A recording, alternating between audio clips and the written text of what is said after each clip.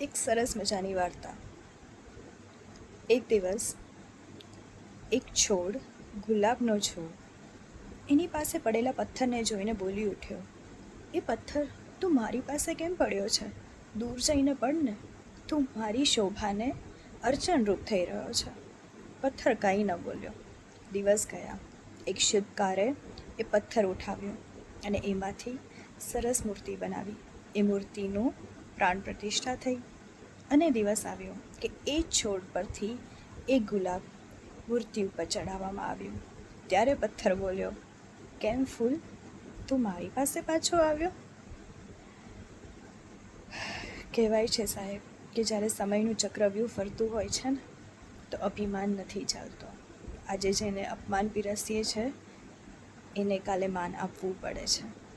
અને એટલે જ કહેવાય છે, કોઈને અપમાન આપવાનો અધિકાર પોતાનો ના સમજશો. દરેકનું માન એનું જ હોય છે, દરેકની કિંમત એની જ હોય છે. બસ ફરક પડી જાય છે તો શેનો? જોવાના દૃષ્ટિકોણનો. તો બદલવું છે તો દૃષ્ટિકોણ બદલીએ, દુનિયા નહીં.